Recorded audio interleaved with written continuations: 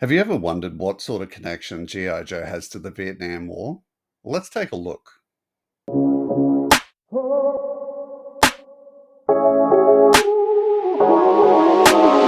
G'day everyone, welcome back to Frostbite's G.I. Joe Repro. So, month of November, recently we had Remembrance Day here in Australia, marks the anniversary of Armistice Day. And I believe in America it was Veterans Day, possibly. So yeah, it sort of got me thinking with how GI Joe toys were designed. Um, sort of what was a bearing force with how they were designed, um, and we have all sort of looked at Larry Hama's links with the Vietnam War. Um, it sort of got me thinking, I know there's some real kooky, zany characters out there in the Joes, but on the other side of things, there's actually some characters that are just flat out of the Vietnam War. Um, so I sort of wanted to go through and just see which ones made sense in terms of linking to the Vietnam War, um, as opposed to who didn't. So what I've done is I've gone through and looked at basically roles that were played in Vietnam War and what sort of characters then got put into the G.I. Joe world to cover off on that. So, yeah, I put a heap of work into this. I've actually had this one going for about probably 3 weeks. I've been working on and off this video. Um, and it's whenever I'm putting this level of research into stuff, it's just to make sure that it comes out effective and not a bad video, especially considering the content linked to veterans who participated in the Vietnam War. I just wanted to make sure it was, a nice video. I do want to throw out a thanks. A thank you for your service and welcome back to any veterans of the Vietnam War. Some of the research I did for this video, there were points I just had to sort of step away and just take a quick break. Reading over stats, it was unbelievable. And I hope we never, ever get back to this point again. Yeah. So with all that, let's move forward and crack on. So, I had to start off with the general infantry. From the US forces in Vietnam, we saw 1st Division fight from 65 until their withdrawal in 1970. During this time, they secured the massive Ten Son Nut Air Base in the Tet Offensive of 1968 and participated in the largest operation of the war, which was Operation Certain Victory. Upon their return, 13 members of that division were actually awarded the Medal of Honor, which was, it's pretty high recognition. We also saw 4th Division deployed to the area in 66, with most of their force withdrawing in 1970. 9th Division arrived in Vietnam in 1966, mostly looking after the rivers and canals of the Mekong Delta, and that was from 67 to 72. The division used a large selection of watercraft to achieve their aims, such as hovercraft, tango boats, and Hurricane Aircat airboats. If you're wondering what a Hurricane Aircat airboat is, just think of, especially, when I see what I think is a little hovercraft being used in, say, the Everglades of Florida or something, that's apparently what that is. But yeah, we'll be addressing the use of hovercraft a bit later on, so stay tuned for that. The 23rd Infantry Division was reactivated on the 25th of September 67 in Vietnam, and it was a combination of units that were already in Vietnam, separated from their home divisions, and also newly arrived units that were still separated from their main force. So it just brought all these units together and made the 23rd. Um, so the 23rd was born from a task force known as Task Force Oregon, which, like the 23rd, was born of units who were separately deployed to the country at the time. An example of that is 1st Brigade of the 101 Airborne Division and the 3rd Brigade of the 25th Infantry Division. So, as more US Army units arrived in Vietnam, brigades were eventually released back to their home unit organizations. The division was eventually withdrawn between 71 and 72 in sort of a trickle effort. Then we saw the 25th Infantry Division deployed a lot of separate components to the war effort, such as answering a request for 100 door gunners, also engineering battalions, and eventually by mid-1965, there was 2,200 men from the division involved in that war. And they eventually withdrew between 70 and 71. From the Australian side of things, because, if you didn't know this, and I know someone's sure as shit going to fact check this, I'm just making the call. Has America had any ally that has ever backed them up so much as Australia has? We are effectively brothers in arms.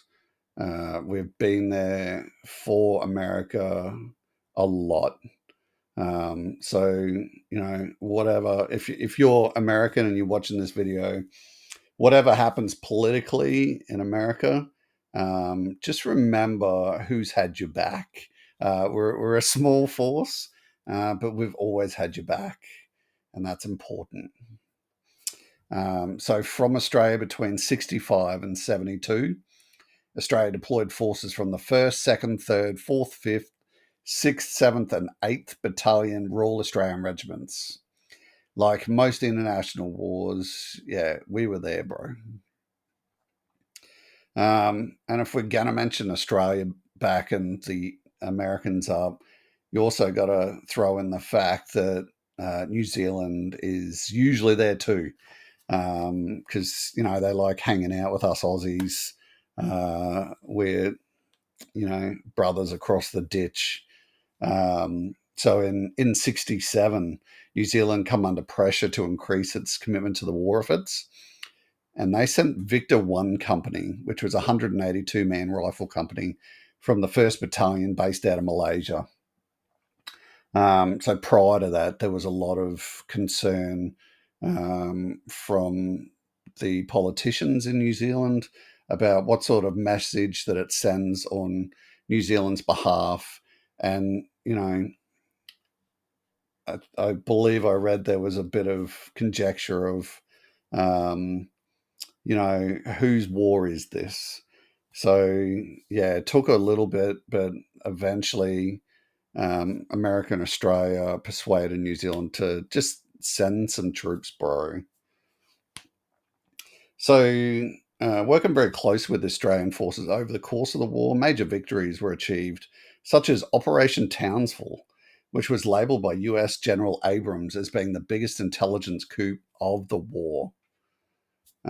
So it's good to see, the Kiwis were in there for what has been labelled as one of the biggest operations in the Vietnam War.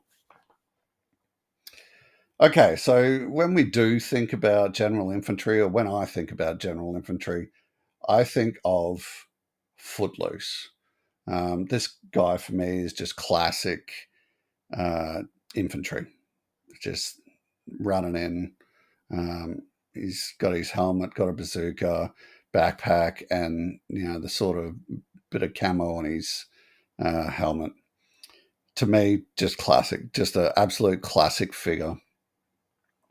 Definitely not the oldest out there, but yeah, just I think real good.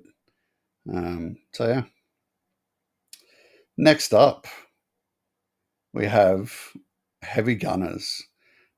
So keeping in mind, I've listed a whole bunch of roles for this video. I'm going to miss some.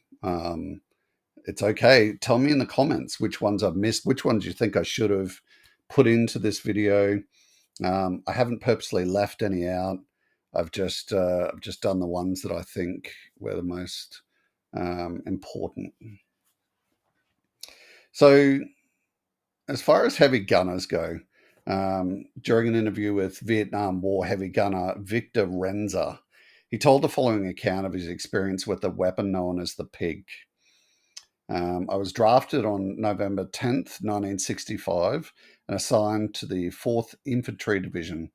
I travelled to Fort Lewis, where every recruit learned to operate various weapons. To my surprise, I qualified as an expert with the M60 machine gun, nicknamed the Pig, because of the size, weight, and sound of the weapon. At that time, an infantry company consisted of about 150 men. Each company had 8 M60s. The machine gun was also mounted in the Huey helicopter and other Army aircraft. It weighed 24 pounds, was 43.5 inches long, and had bipod legs that folded down to stabilize the weapon when firing from a prone position. The gas-operated belt-fed machine gun had a maximum rate of 550 to 650 rounds per minute. In the hands of a well-trained machine gunner, the M60 was a devastating weapon, so feared by our opponents that they usually aimed their first shots at the machine gunners, who were often in positions exposed to enemy fire. We were told in training that the life expectancy of a machine gunner was about 7 seconds from the moment the first round was fired. When I was assigned to the M60 in advanced individual training, I decided that if I had to be a gunner, I would learn everything that there was to know about the weapon. Soon I could take the gun apart and put it back together in the dark. To keep busy on the boat ride to Vietnam, my unit company, Bravo 1st Battalion, 8th Infantry Regiment, held competitions where we would take the gun apart and put it back together while blindfolded to see who could do it fastest. I won a few times, and even when I did not, I benefited from handling the gun under stress. By the time we reached Vietnam in October 1966, I felt the gun had become a part of me. He goes on to say that Company Bravo arrived in country with 4 rifle platoons, and each platoon was armed with 2 M60s. The machine guns were numbered within each platoon. I was in 2nd platoon and carried the platoon's number 1 gun. I had an assistant gunner, Paul Domke, who carried extra belts of ammo and fed them into the gun. 2 of my closest friends in the company, Bill May and Charlie Rinaldo, were on number 2 gun. And he finishes by saying that I personally carry 300 rounds of ammo at all times, 1 belt in the gun and 2 across my chest. My assistant gunner and my ammo bearer also carried 300 rounds each. I didn't make a move without that gun beside me. So yeah, just pretty amazing. It almost sounds a bit like, eventually the gunner and the weapon just become one. So of course we had to go with rock and roll with this. I don't think this would be Roadblock or anyone like that. This is pure rock and roll, baby. Yeah. All right, next we go on to infantry officers. So when I think of military officers in the Vietnam War, I think of either strong leaders whose men will follow them anywhere, or I think of the term fragging. So it's noted that the practice of fragging was relatively uncommon until the Vietnam War. The practice is related to the use of explosive weapons, in particular frag grenades, being used to kill fellow soldiers. Um, as the term fragging sort of relies a lot on the supply of like having access to those kinds of weapons, the majority of the incidents during the Vietnam War were related to Army or Marine Corps personnel. Funny that, right? Fragging was seen as an effective method of discouraging their officers from showing enthusiasm for combat. Listed men feared they would get stuck with a lieutenant or a platoon sergeant who would want to carry out all kinds of crazy shit or do anything to get medals or his picture in his hometown paper. Um, so, yeah, fragging was used in that case. The incidents using explosives between 69 and 72 totaled nearly 900, and that doesn't include cases that weren't actually reported.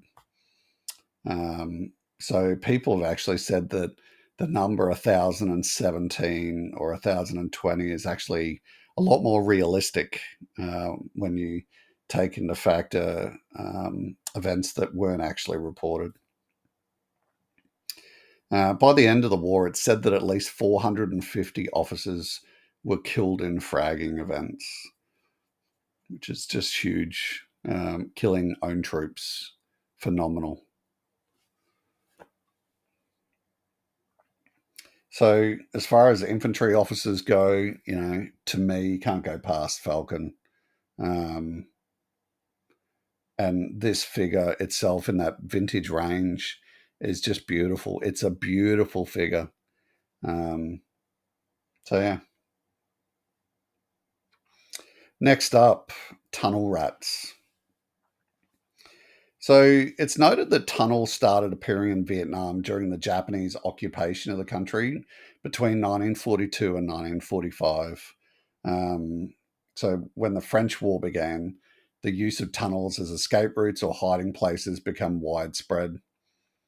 The Vietnamese were using their tunnels at that time effectively to hide food stocks because, you had armies warring above, so they would come in and take food and supplies out of villages, and then pretty much just get rid of the village. So a lot of the villagers were using these tunnel systems at that time just to hide all their stuff in, and some of them were living in there.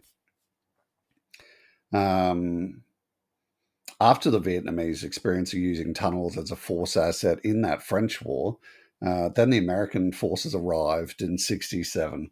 Um, and what did America bring? They brought the ability to quickly deploy enormous firepower assets quickly.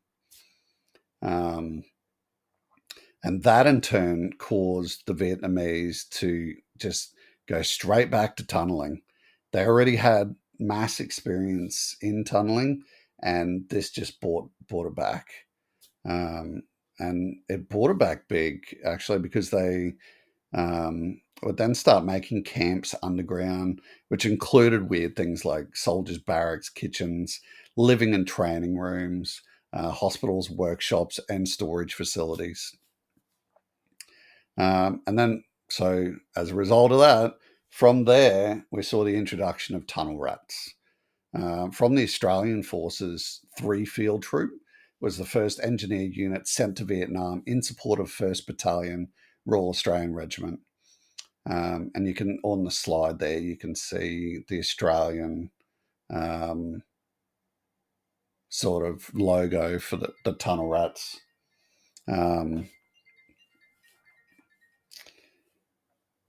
So this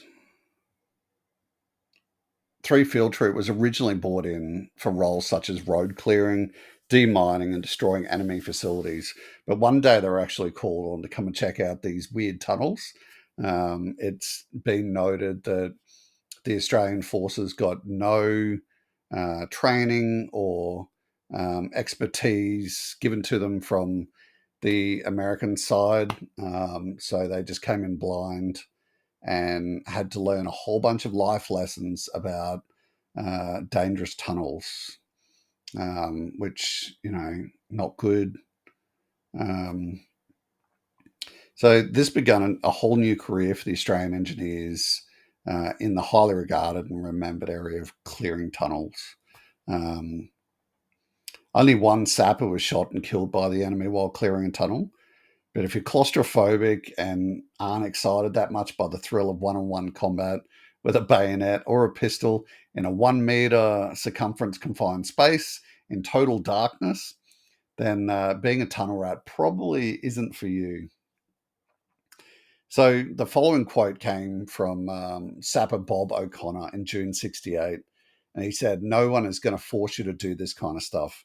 So if it's not for you, ask for a transfer. But if you decide to stay, though, you've got to believe, and I mean really believe, that you're already dead. Tunnel rat casualty rates are ridiculously high, so it's not too hard to believe. Once you accept you're a dead man walking, the job gets much easier. It even becomes a challenge. Nothing to do with the army. It's just a personal thing."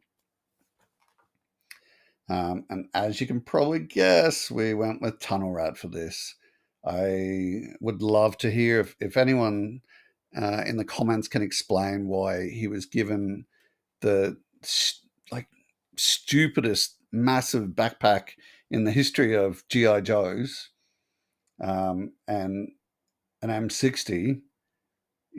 Two things that you don't want to be taken into a tunnel.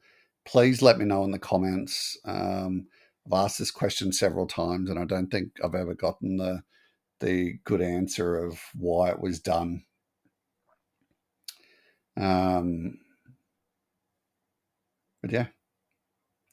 Next up, we've got Long Range Recon Patrol, aptly named LERP or LERPs. The definition for a LERP is a small, well-armed recon team that patrols deep into enemy-held territory. I saw a quick quote, passed it by, and while I was doing the research for this, and it was someone saying, "LERPs were the baddest mofo's around," which, from what I've known over the years of looking at military stuff, it's kind of what I've seen, and I like reading about them because they were just badasses. So during the Vietnam War, members of the Australian Special Air Service, or the SAS, served as one part of the first Australian Task Force at Nui Dat. Missions included observation of enemy troop movements and ambushing an enemy-dominated territory. Once again, our Kiwi brothers were in play as well. Their SAS served along our SAS, carrying out long-range recon patrols and ambushing of enemy supply routes, mounting 155 patrols over 3 tours. US forces formed their initial LERP team in December of 65 from 1st Brigade 101 Airborne Division. By 67, they had more formal companies and training set up. And interestingly, Tiger Force was the nickname of one highly decorated LERP unit consisting of approximately 45 paratroopers made to, quoted, out-guerrilla the guerrillas. And if you don't know what guerrilla warfare is, go check that out. The tactical element of LERPs was later evaluated to be generally used far too dangerously by officers who were pleased by the kill ratios of LERP teams, which equated to pretty much 400 enemy dead for one LERP member dead. It was noted that US LERPs conducted around 23,000 long-range patrols, accounting for approximately 10,000 enemy killed in action through ambushes, airstrikes, and artillery. So for this, actual LERP member recoil, I always found this to be a weird figure. I quite like him as a figure, but the weapons were weird. He's a bit weird, like that helmet's weird, but the backstory is really cool. So go check out his card if you can't remember it. Next up, we've got the SAS or SAS.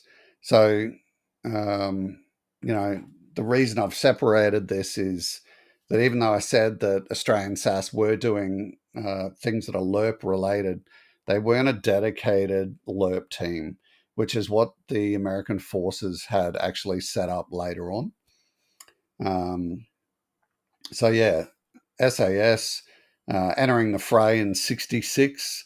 The VC, the Charlie, actually gave the SAS the nickname Ma Rung, which apparently means Phantoms of the Jungle. Each Aussie SASR regiment, or sorry, unit, operated with an attached New Zealand SAS trooper, and each of the three Sabre squadrons did at least 1 year tour in Vietnam, operating throughout several provinces. They also deployed with American Special Forces and Navy SEALs throughout the country. The Australian SASR first came into contact with the enemy in May of '66, where they met a Viet Cong force in the area around Nui Dat, and apparently shit did not go well for the VC that encountered that SAS force.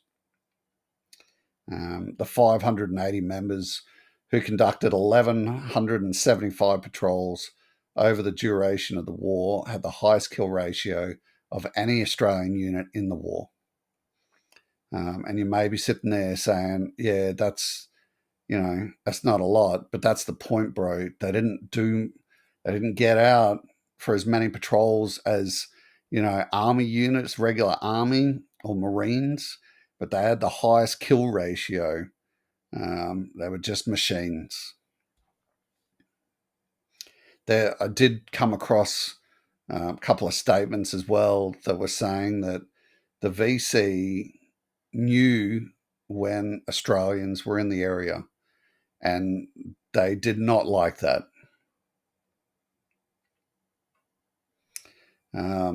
So had to pick Big Ben, right? The only Sask cat in the range. Yeah, I don't mind him as a figure. He's got some great accessories. It's just, and I know why they've put him with the warm hat and the warm jacket and stuff, because it's an indicator of, because I'm pretty sure he's British SAS, and that's more of a British SAS thing, to be operating in cold environments a lot more as well. So, but yeah, still SAS. Okay, next up, we've got our comms operator. So it's stated that at the height of the Vietnam War, up and coming radio operators who wanted to learn the art of radio operation would walk into a classroom and see a huge number 5 sitting on the whiteboard or the chalkboard. And inevitably, someone would get curious and say, "Hey, bro, why is there a big number 5 on the chalkboard?" And the instructor would turn around and say, "Oh, that's how long you're expected to live. That's your um, life expectancy in seconds in a firefight." So yeah, get into a firefight, and you're pretty much going to last 5 seconds.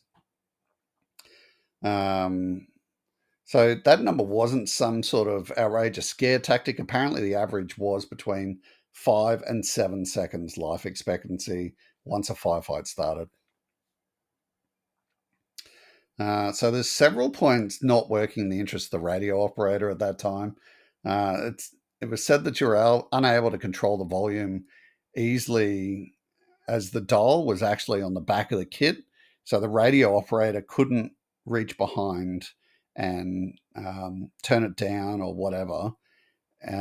So yeah, just getting a name radio chatter coming across on your comms kit could have been leading you to your death just straight off. So that wasn't great. And then after that was the weight of the unit. So these sets weighed in at 13.5 pounds or 6 kilos without batteries. Fully loaded, these sets weighed in at 54 pounds or 24 kilos, which was, of course, on top of all the normal gear soldiers were wearing. So next up was the antenna.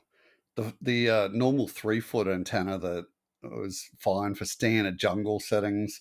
But when thick jungle was encountered, they actually whipped out a 10-foot antenna. And that's when shit got crazy. So, you're walking along, you got a 10-foot antenna coming out of your back. kind of makes it pretty easy for the enemy to spot the only guy from the team that can call an airstrike in. So yeah, not great. And also, who was the radio operator always standing next to? The officer in charge. So you've got the two highest value targets of the team standing next to each other, pointed out by a massive antenna in the air. So apparently it was pretty noted that the radio operator would sometimes isolate themselves from the rest of the team, just so that, when a mortar come running in looking for that antenna, the radio operator wouldn't get the entire team wiped out. But yeah, 5-minute life expectant or 5-second life expectancy, just because pretty much the antenna, not great. And our comms operator has to be Breaker. I can't think of anyone else that looks like he was in the Vietnam War. And I think actually it mentioned in his card that he was in the Vietnam War as a comms operator. So yeah, pretty cool. Okay, next up, we have the Airborne. So the 173rd Airborne Brigade, known as the Sky Soldiers, were sent to Vietnam on May 7th, 1965, with the pure intent to provide security for an airbase complex until elements of the 101 Airborne could make it there, get their stuff there. It turned out that the 173rd ended up staying for 6 years. And after 1967, new tactics were starting to be employed using helicopters, transforming from parachute operations from aircraft to air mobile air assault tactics. It was sort of like doing this video, I learned, well, I mean, I'm learning a lot from doing these videos, but learn a few things from this one, the Tiger Force thing, and then the helicopter ops that were getting done using airborne members. So yeah, this made a lot more sense to me, about the character Airborne, the V1. Just linked up a few things for me. And of course, that's where he is, Airborne. Just to add, my favorite Airborne is actually V2, the Sky Patrol. Okay, next up, you have Helo Fire Support. So when I think of fire support from helos in the Vietnam War, I think of an Iroquois with a door gunner. And then the other thing I think of is the AH-1 Cobra, which is what you're seeing on the screen there. And that's what the Dragonfly was based on. So the first 6 Cobras arrived in South Vietnam on the 30th of August, 1967, for combat testing. And the first unit was declared operational on the 6th of October the same year. So just a bit over a month later, after testing, they went, yep, we're good to go, bro. It was then operated in Vietnam until their departure in 1973. These aircraft commonly flew with scout helicopters, performing hunter-killer operations. So effectively, the scout would fly into an area that was known to be housing some baddies, or even if they didn't know there were baddies in there, would just fly in slow. And then once a unit, so a VC unit, declared themselves by firing on the scout aircraft, these things would come in and just start mowing. Pretty great. Great tactics, I mean. That's what I mean by great. So over 1 million operational hours were clocked up, with 1,081 of these airframes in service at the time, and eventually losing 300 of these things to either combat or accidents. And of course, it's directly related to Wild Bill. So there's the big boy there. Next up, we've got air transport. Our Chinooks. If you haven't seen Chinooks in action, go check out some videos. They're pretty cool. They're still used today. I think you got to have respect for aircraft that were used in uh, wars in the 60s, but still used today. Phenomenal. Um, so Chinooks were deployed to Vietnam in '65 as part of the First Cavalry Division in Vietnam.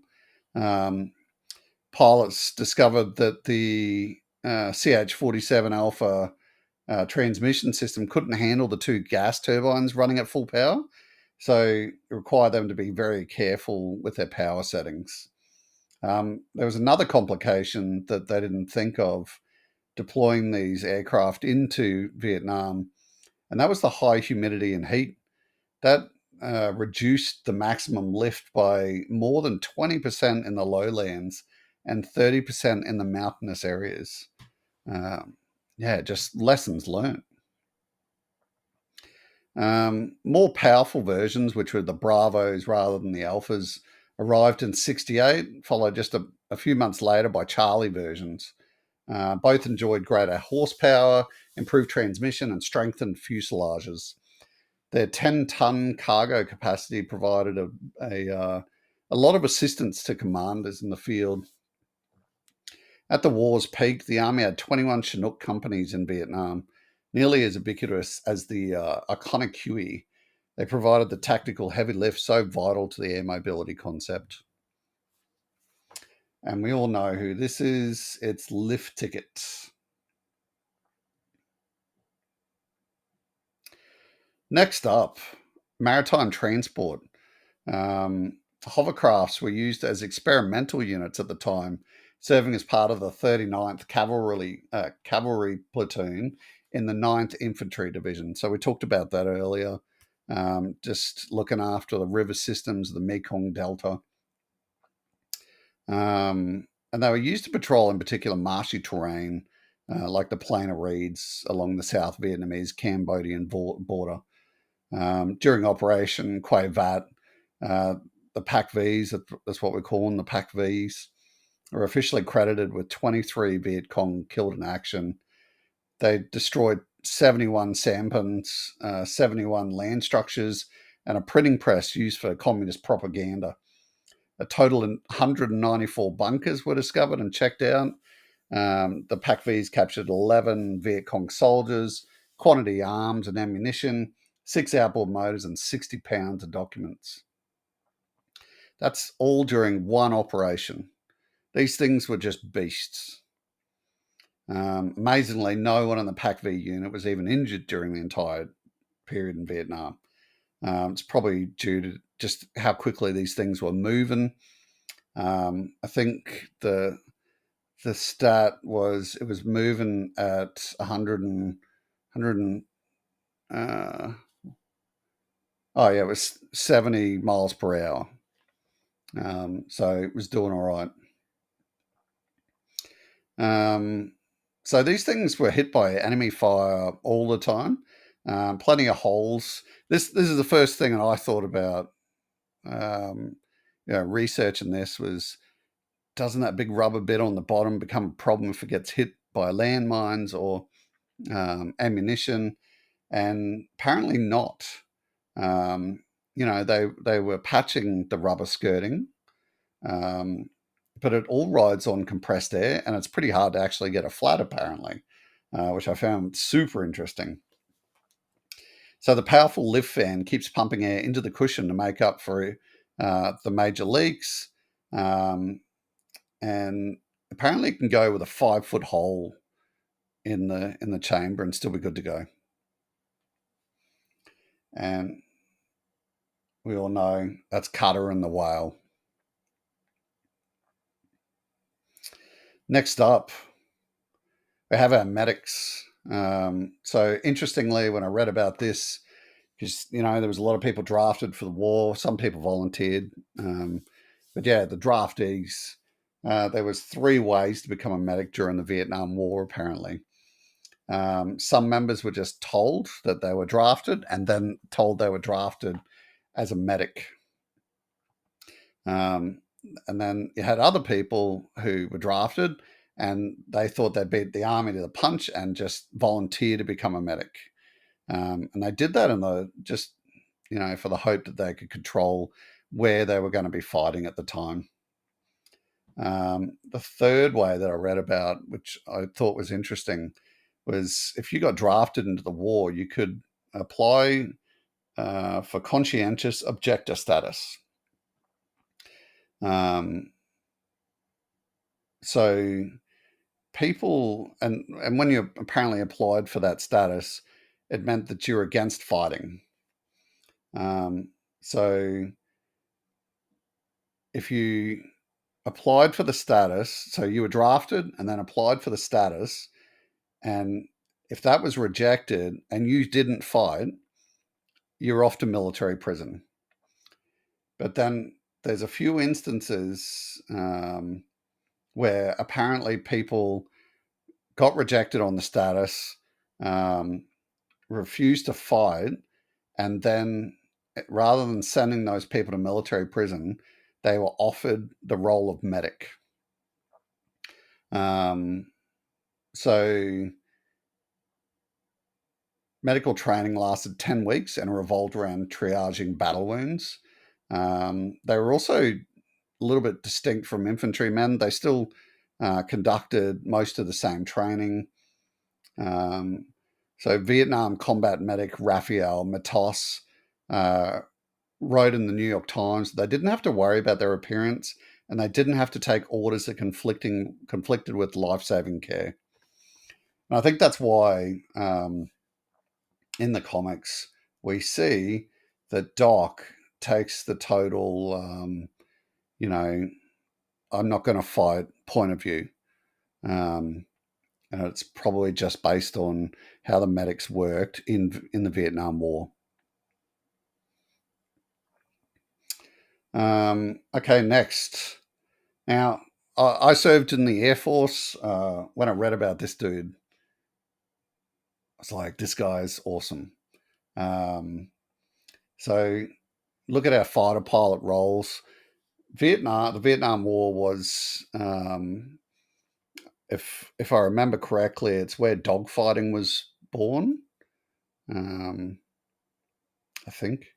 But yeah, we had some decent air battles occur in the Vietnam War.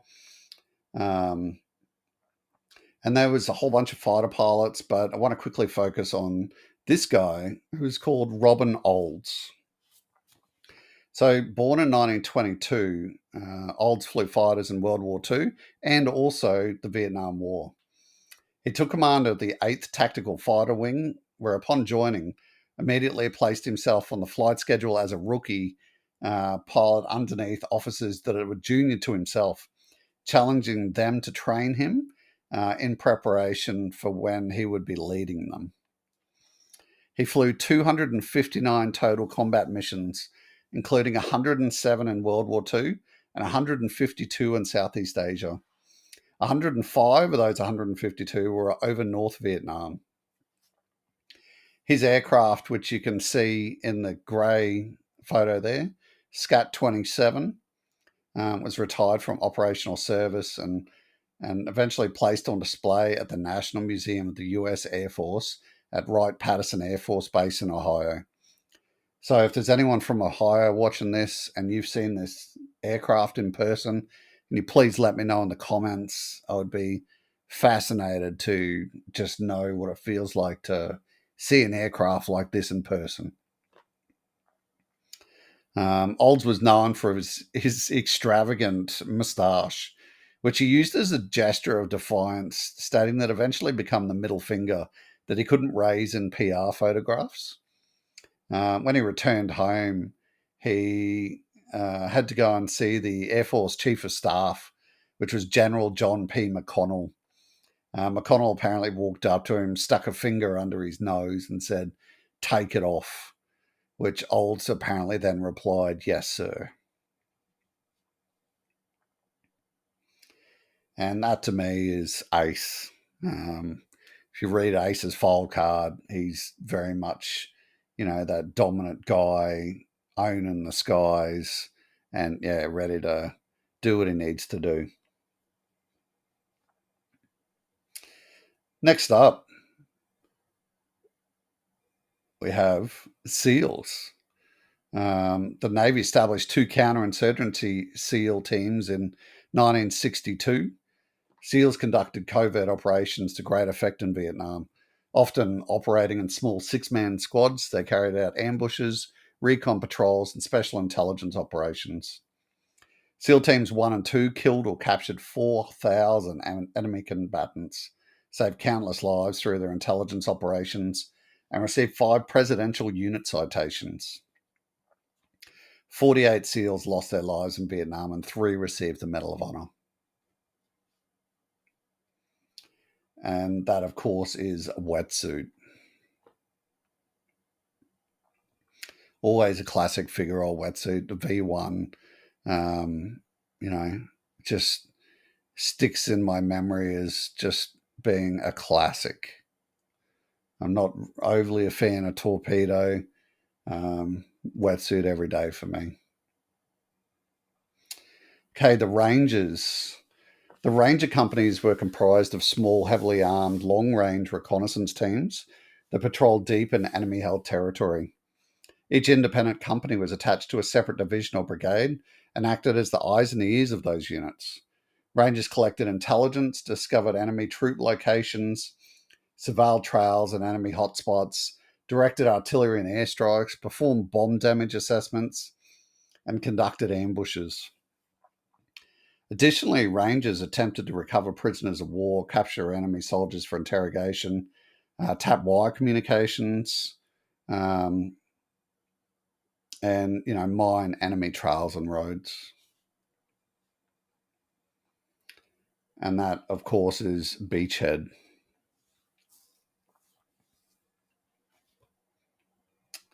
Lastly, we have PSYOPs. If you've never looked into PSYOPs, go and check it out.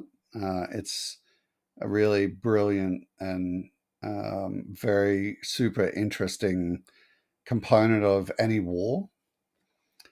Psychological operations are usually non-combative acts conducted to affect enemy troops in a way that would have a positive influence on friendly troops. Although many psyops were played out during the war, I'll just quickly focus in on one called Operation Wandering Soul. So, like most cultures, Vietnamese culture includes beliefs and rituals that show respect for the dead. Vietnamese culture calls for a proper burial. It's believed that if this does not occur, the soul of the deceased continues to wander the earth, thus becoming a wandering soul, a ghost, or a spirit. In particular, it's the Vietnamese belief that the dead must be buried in their homeland, or their soul will wander aimlessly in pain and suffering. Vietnamese feel that if a person is improperly buried, then their soul wanders constantly. They can sometimes be contacted on the anniversary of their death and near where they died. Vietnamese honor these dead souls on a holiday when they return to the site where they died. The US used this to their advantage and tried to trick the Viet Congs into leaving by playing the audio recording of their dead friends wandering around. So US engineers spent weeks recording eerie sounds and altered voices, which acted in roles of slain Viet Cong soldiers. They brought in South Vietnamese soldiers to record their voices over the tape for authenticity. One tape in particular, dubbed Ghost Tape Number 10, included Buddhist funeral music and eerie sounds. In addition to that, there were voices of a girl saying, "Come home, daddy," and voices of men telling them to go home and be reunited with their loved ones so that they can avoid the same fate as he did. The Americans played these tapes over loudspeakers from helicopters near Viet Cong positions. It occurred during the night to prevent the Viet Cong from resting. They were basically saying, "My body is gone. I'm dead. My family. Tragic. How tragic. My friends. I come back to let you know that I'm dead. I'm dead. I'm in hell." Friends, while you're still alive, go home, my friends, before it is too late. So this was just played over loudspeakers, yeah, just continually. So apparently the overall success of these ghost tapes was pretty mixed, because in the event that the Viet Cong soldiers knew it was just a recording, their immediate response was to fire upon where the sound was coming from, which, doesn't sound very good at all. But then in turn, it instantly exposed the Viet Cong's position, which, was good for fire and effect then. The Army concept team, which had been responsible for Wandering Soul, admitted that the Viet Cong realized what was going on, but still insisted the operation had been a success, despite presenting no evidence for their claim. The US ultimately stopped Ghost 10 in the early 70s. A similar program was prepared for use in the Congo, with recordings being produced to simulate angry local gods as a form of population control, to attempt to ensure that the local populations did not leave their villages. However, it was never brought into use, apparently. Yeah. So my instant one for this was, I originally had Psych Out on this slide, but man, just all those idiot accessories that he comes with, I wasn't a fan of that at all. And I thought in the end, Chuckles is the intelligence guy, well, the counterintelligence guy. And he would love the hell out of some good psyops. So I ended up going with Chuckles instead of Psych Out. So yeah. And that's it for my collection of Vietnam related, or Vietnam War era related Joes. Of course, I've missed a couple. Please let me know in the comments which ones you would have added in, for what type of role. Let me know as well in the comments if you enjoyed the video today. Hit the like button if you did. Leave me a comment. I love reading the comments from you guys.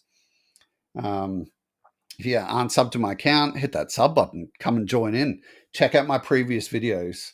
And let you know as well, there's a channel membership available for any of you that want to see some extra content from me. It's literally $3 Australian or about $2 American a month. So yeah, have a think about that. If you're happy to, come and join the membership, and come and check out my extra content. But thank you so much for getting to this point in the video, and we'll catch you in the next one. Bye-bye.